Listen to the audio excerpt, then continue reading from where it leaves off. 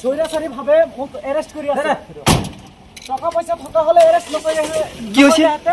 তেওঁলোকে উজনি অসমত মাৰপিট কৰে, সংখ্যালঘু জনতাক মাৰপিট কৰে, সেইটো সহ্য কৰিব পাৰে আৰু আমি গালি দিছো সেইটো সহ্য কৰিব নোৱাৰে।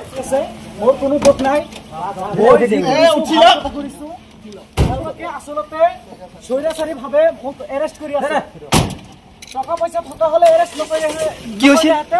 তেওঁলোকে উজনি অসমত মাৰপিট কৰে, সংখ্যালঘু জনতাক মাৰপিট কৰে, সেইটো সহ্য কৰিব পাৰে আৰু আমি গালি দিছো সেইটো সহ্য কৰিব নোৱাৰে। গতিকে অসমৰ ৰাইজে ইয়াৰ জবাব দিব।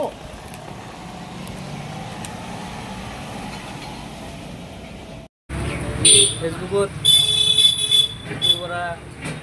উজনি অসমত আমাৰ মিয়া বিৰোধী আন্দোলনত বহুত মিয়া মানুহক গালি অত্যাচাৰ দি থাকে।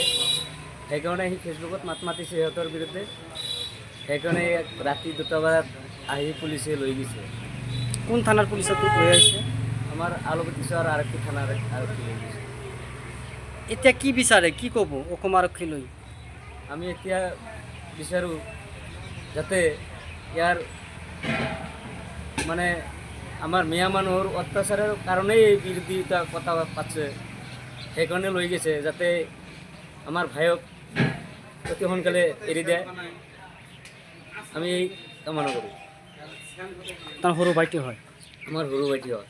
নাম কি তাৰ? নুৰ ইছলাম। নুৰ ইছলাম। ঘৰ ক'ত আপোনালোকৰ? ঘৰ আলুগুটি। আলুগুটি।